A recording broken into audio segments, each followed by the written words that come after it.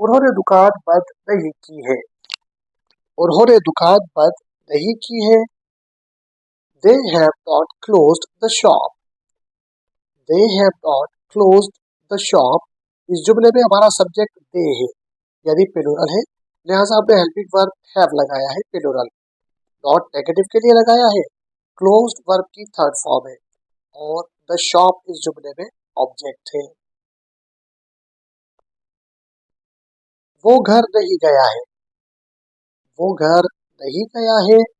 He has not gone to home. He has not gone to home. इस जुमले में हमारा सब्जेक्ट ही है, लिहाजा आपने हेल्पिंग वर्ब हैज लगाया है यानी सिंगुलर लगाया है। नॉट नेगेटिव के लिए आया है। गॉन वर्ब की थर्ड फॉर्म है और टू होम इस जुमले में एडवर्ब ऑफ प्लेस है। इस जुमले में कोई ऑब्जेक्ट नहीं है। Welcome to my channel. आज की वीडियो में हम 27वां दिन डिस्कस करेंगे और आज की वीडियो में हम प्रेजेंट परफेक्ट टेंस को डिस्कस करेंगे और प्रेजेंट परफेक्ट टेंस में आज हम नेगेटिव सेंटेंसेस को डिस्कस करेंगे। नेगेटिव सेंटेंसेस क्या होते हैं, इनकी मिसालें क्या होती हैं, इनका स्ट्रक्चरल फार्मूला क्या है, ये सब हम आज इसी वीडियो में सीखेंगे। साथ साथ हम कुछ मिसालों के जरिए कुछ जुमले भी बनाएंगे और इस वीडियो के एंड पे आपको एक एक्सरसाइज भी दी जाएगी जिसे आप घर बैठ के सॉल्व कर सकते हैं। मुझे उसके जवाब आप कमेंट बॉक्स में बता सकते हैं। इसी वीडियो के डिस्क्रिप्शन बॉक्स में आपको हमारे व्हाट्सएप चैनल का लिंक भी मिलेगा, क्लिक करके आप उसे भी ज्वाइन कर सकते हैं। ऐसे जुमले जिसमें चुका है, गया है, लिया है या दिया है के साथ इनकार आए वो प्रेजेंट परफेक्ट के नेगेटिव जुमले कहलाते हैं। जैसे वो स्कूल नहीं गया है, बच्चे क्रिकेट का मैच नहीं जीते हैं। अगर हम देखें तो इन दोनों जुमलों के अंदर गया है और जीते हैं इस बात का सबूत है कि जुमला मुकम्मल हो चुका है यानी परफेक्ट का है, लेकिन साथ साथ इन दोनों में नेगेटिव के लिए नहीं का वर्ड भी आया है। ऐसे ही जुमलों को हम प्रेजेंट परफेक्ट के नेगेटिव सेंटेंसेस कहते हैं। चलिए इन जुमलों को बनाना सीखते हैं और कुछ मिसालों से इनको देखते हैं।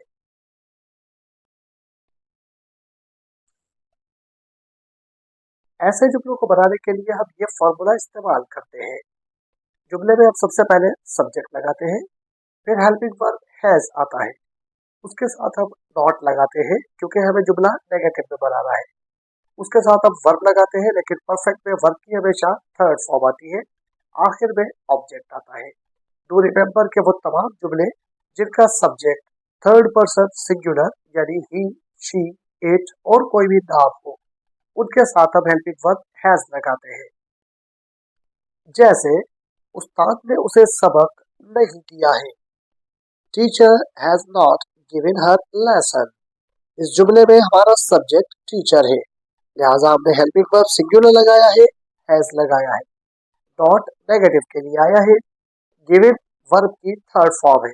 इस वर्ब की फर्स्ट फॉर्म क्या होगी ये आप मुझे कमेंट बॉक्स में बताइएगा। और हर लेसन इस जुमले में ऑब्जेक्ट है। ऐसे जुमलों को बनाने के लिए हम ये फार्मूला इस्तेमाल कर सकते हैं। जुमले में सबसे पहले सब्जेक्ट आएगा, फिर हेल्पिंग वर्ब हैव आएगा।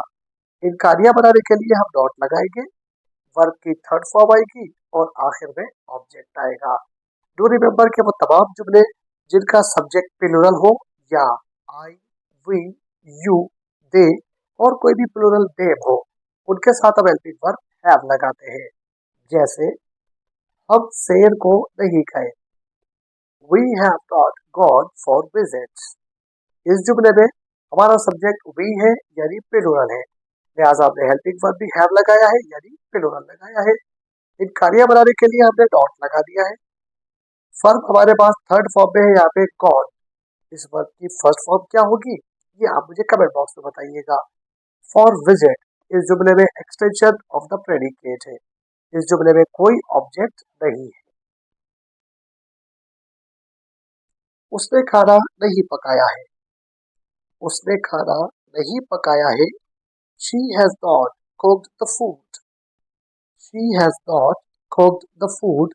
इस जुमले में हमारा सब्जेक्ट she है, लिहाजा हमने हेल्पिंग वर्ब हैज लगाया है। नॉट नेगेटिव के लिए आया है। कुक्ड वर्ब की थर्ड फॉर्म है और द फूड इस जुमले में ऑब्जेक्ट है।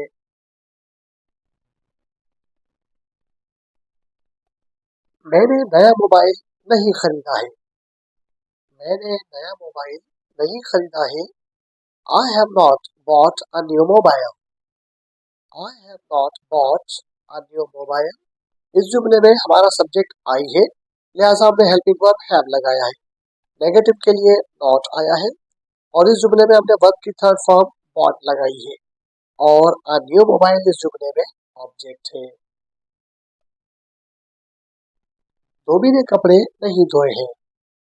धोबी ने कपड़े नहीं धोए हैं। Washerman has not washed the clothes. Washerman has not washed the clothes. इस जुमले में हमारा सब्जेक्ट वॉशरमैन है, लिहाजा हमने हेल्पिंग वर्ब हैज लगाया है। नॉट नेगेटिव के लिए आया है।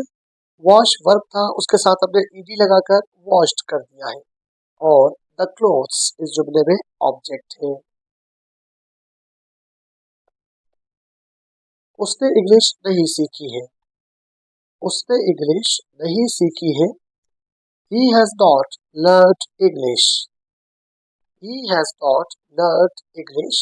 इस जुमले में हमारा सब्जेक्ट ही है, लिहाजा हमने हेल्पिंग वर्ब हैज लगाया है। नॉट नेगेटिव के लिए आया है। लर्न वर्ब की थर्ड फॉर्म है और इंग्लिश इस जुमले में ऑब्जेक्ट है। बढ़ते हैं आज की एक्सरसाइज की तरफ।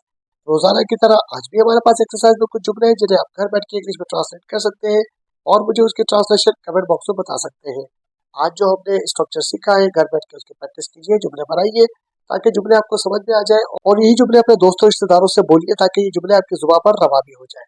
इसी वीडियो के डिस्क्रिप्शन बॉक्स में आपको व्हाट्सएप चैनल का लिंक भी दिया गया है, क्लिक करके उसे भी ज्वाइन कर लें।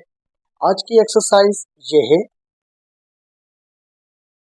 वो नकल से पास नहीं हुई है। मैंने उसकी बात नहीं मानी है। हमने घर का काम नहीं किया है। उन्होंने कार नहीं बेची है। तुमने उसकी मदद नहीं की है। इन जुमलों की इंग्लिश ट्रांसलेशन तो आप मुझे कमेंट बॉक्स में बता सकते हैं, लेकिन अगर आप हमारे ऑलरेडी सब्सक्राइबर हैं तो वीडियो को लाइक करके दोस्तों को शेयर कर दीजिए और अगर आप फर्स्ट टाइम हमारे चैनल पे हैं तो हमारे चैनल को सब्सक्राइब जरूर कर लीजिएगा ताकि आने वाली वीडियोस के नोटिफिकेशन आपको वक्त पर मिल सके। अपना और अपने चैनल का ख्याल रखिएगा। मिलते हैं अगली वीडियो में। टिल देन अल्लाह हाफिज।